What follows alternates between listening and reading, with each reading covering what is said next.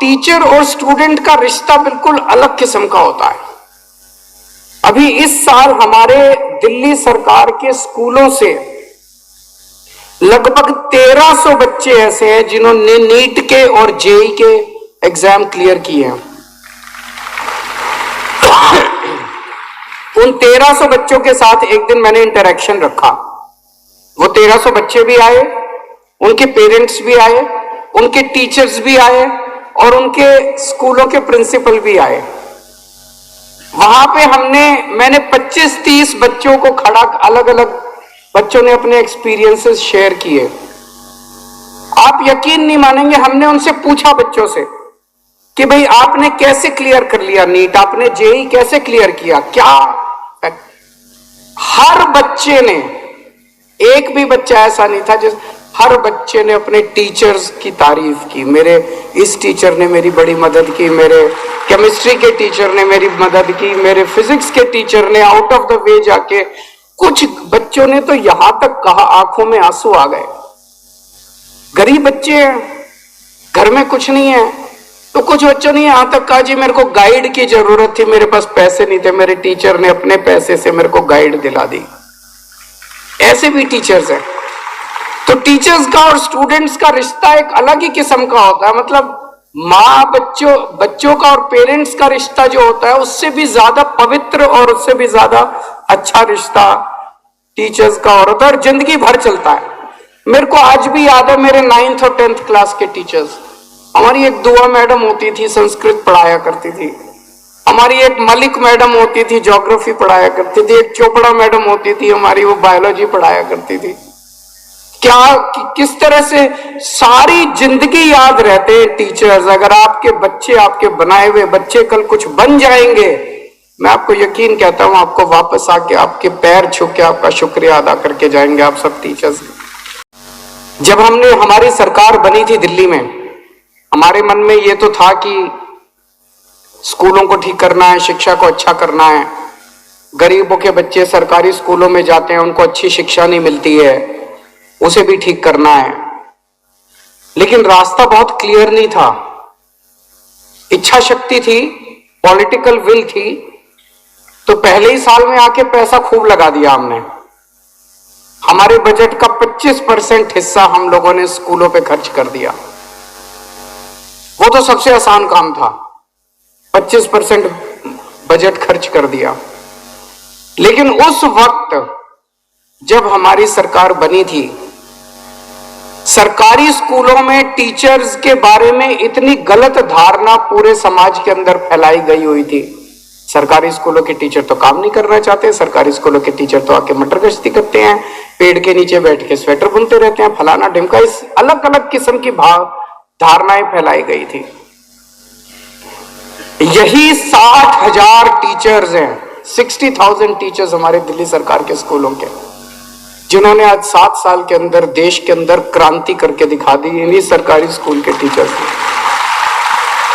हमने तो आके कुछ नहीं बदला, वही 60,000। हमने तो ऐसा नहीं है कि ये 60,000 टीचर्स को निकाल के कोई नए टीचर ले, वही 60,000 टीचर्स हैं। क्या किया हमने टीचर्स को सम्मान देना चालू किया, उन लोगों को इज्जत देनी चालू की, उन लोगों को महसूस होने लगा कि अब कोई सरकार आई है जो वाकई शिक्षा पे कुछ करना चाहती है। ये तो ऐसे होता था कि सरकारी स्कूल तो एकदम किसी भी सरकार की लास्ट प्रायोरिटी में होते थे, लास्ट प्रायोरिटी होती थी किसी भी सरकार की। हमने उसको टॉप प्रायोरिटी बना दिया।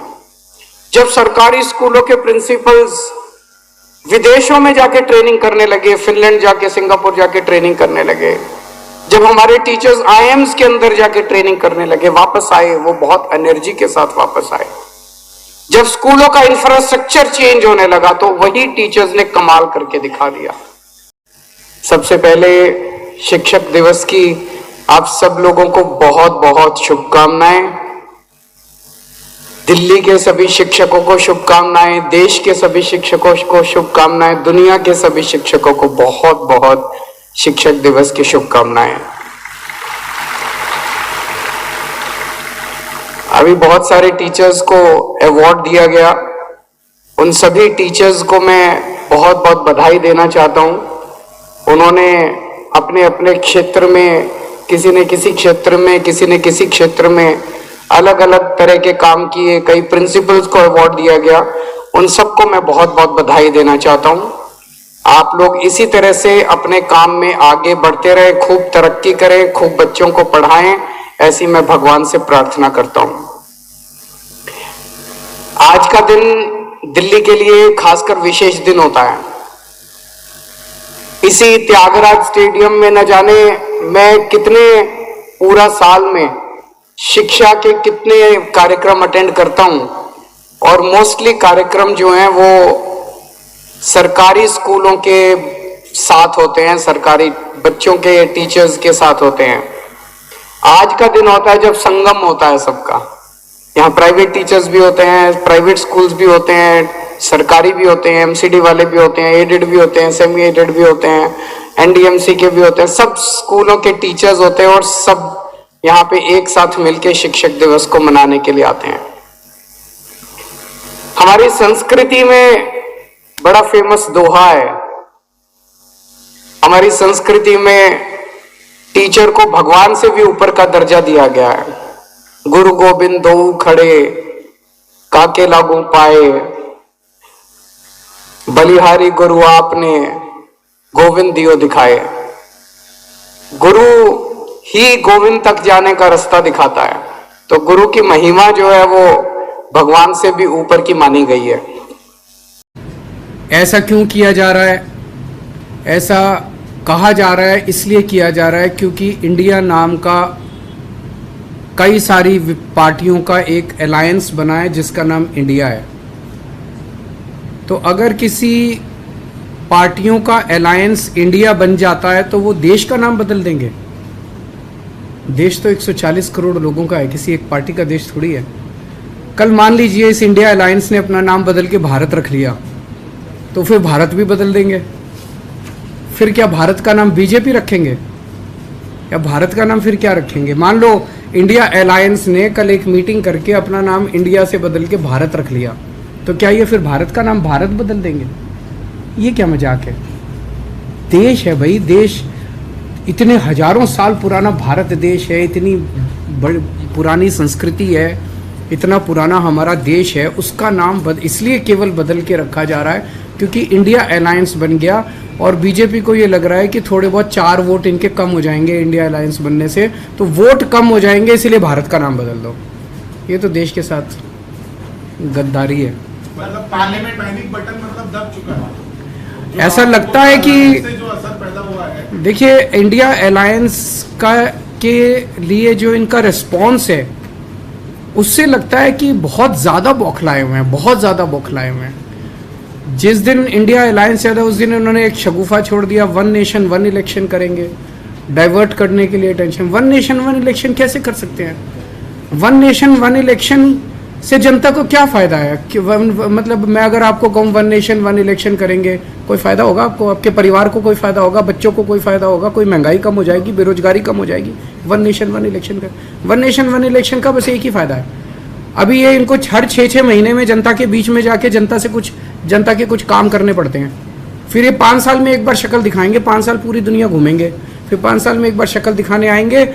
मैं चैलेंज करता हूं, अगर 1 नेशन 1 इलेक्शन हो गया तो अगले चुनाव के पहले 5,000 रुपये का सिलेंडर मिलेगा, और अगली बार फिर ये 5,000 सिलेंडर करके और कहेंगे 200 रुपये कम कर दिए सिलेंडर के। तो ये बेसिकली काम नहीं करना चाहते, 5 साल काम नहीं करना चाहते, 5 साल मटर गश्ती करेंगे और फिर 5 साल में एक बार आके और फिर कहेंगे कि अब। अगर शिक्षा हम लोगों को जॉब के लिए, रोजगार के लिए तैयार ना करे तो उस शिक्षा का कोई फायदा नहीं। फिर वो घोटने वाली शिक्षा, बस रट लो बैठ के, रटते रहो, उसके बाद बीए कर लो, बीकॉम कर लो, बीएससी कर लो, कुछ नहीं निकलता। अभी 12वीं क्लास में सरकारी, दिल्ली के सरकारी स्कूलों में हमने बिजनेस ब्लास्टर्स प्रोग्राम एक शुरू किया है, उसके नतीजे बड़े अच्छे आ रहे हैं। तो यहाँ पे आज कई सारे प्राइवेट स्कूल्स और दूसरे स्कूल्स भी होंगे जहां पे ये प्रोग्राम अभी नहीं चल रहा। मेरी आप सब लोगों से गुजारिश है, आप भी अपने अपने स्कूलों के अंदर ये बिजनेस ब्लास्टर्स प्रोग्राम शुरू करके देखें।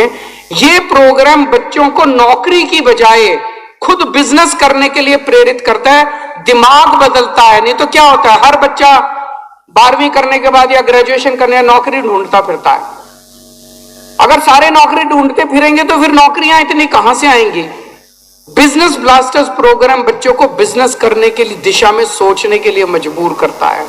तो मेरी आप सब लोगों से गुजारिश है, हमें अब इस तरफ सोचना पड़ेगा कि कैसे हम एजुकेशन को जॉब ओरिएंटेड बनाएं, वो बहुत जरूरी है।